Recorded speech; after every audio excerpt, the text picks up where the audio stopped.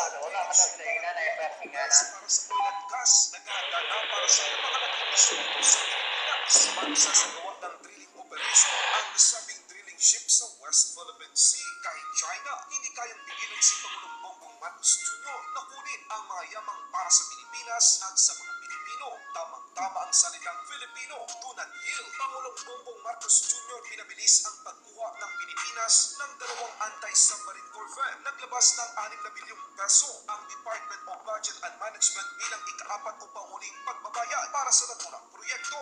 Ang barkong ito ay puno ng armas, missiles, torpedo at iba pang pangmalakasang kagamitan pang depensa. Armed Forces of the Philippines at militar ng Amerika magsasagawa ng military drill sa West Philippine Sea hanggang sa dulo ng Exclusive Economic Zone ng Pilipinas. Pilipinas handang tumutulong sa China kapag nakialam ang China Coast Guard sa resupply mission. Palaban talaga ang mga Pilipino.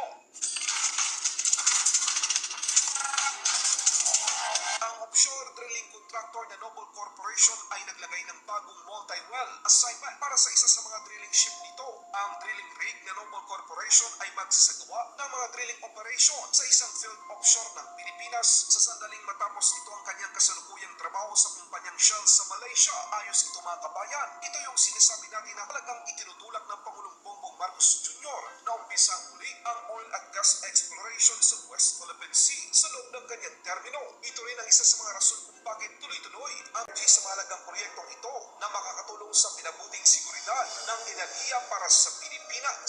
Sa ibang balita naman, sa gagawing balikatan exercise ngayong taon ng Pilipinas at Amerika ay mas pinalakas pa at mas pinalawak dahil bahagi ng balikatan exercise 2024 ang pagsasanay sa pagtatanggol sa Exclusive Economic Zone ng Pilipinas. Naman, ganyan dapat upang ipakita na seryoso tayo kasama ng ating kaalyado na tayo ang may karapatan sa yaman na meron at para sa mga Pilipino.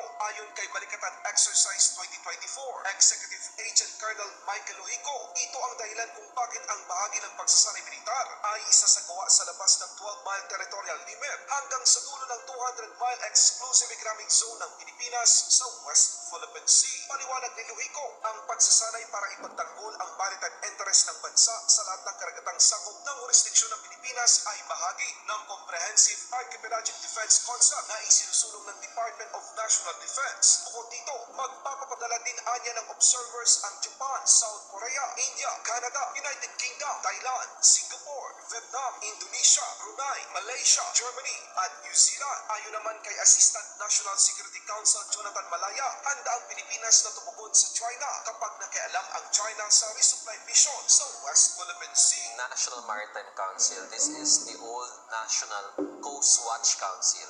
Meron na tayong ganun ever since, no?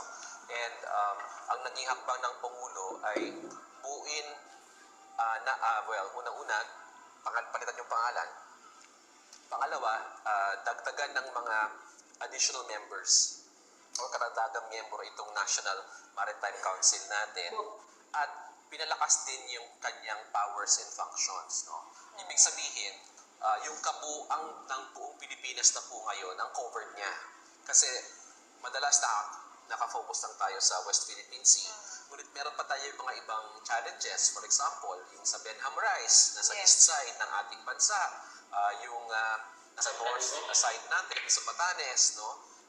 Sa south, yung facing Indonesia and Malaysia. So lahat po ng lugar na yan requires maritime domain awareness. So, ibig sabihin, mas papalakasin natin yung ating maritime security. So, binuo po ng ating Pangulo through Executive Order number 57 itong National Maritime Council for purposes of increasing our maritime security and maritime domain awareness sa ating bansa. At kasi gaya ng lagi namin sinasabi sa National Security Council, yung ating pinakayamang-yaman, no, sa ating karagatan, yung blue economy, yun ang game changer sa buhay natin mga Pilipino. And yung ating West Philippine Sea ay isang aspeto lamang ng ating archipelago. No? And napag-uusapan na rin naman niya yung naging bahayagi ng ating Pangulo during last Thursday, Holy Thursday, nang sinabi niya na magkakaroon ng mga proportionate, deliberate, and reasonable response or countermeasures sa mga nangyayari sa Ayungin Shoal or sa West Philippine Sea ito po ay bahagi nun. No? Yung pagpapalakas natin ng ating maritime domain awareness, yung pagpapalakas sa ating National Maritime Council, this is part and parcel of the responses and countermeasures that the President has directed. Kasi marami sa ating mga kababayan, akala nila yung counter-response natin or measures natin ay purely military. Hindi po, no? The measures cover multi-dimensions, and this is one aspect of that. Kasi alam naman niya, it is not in the interest of the Philippines, it is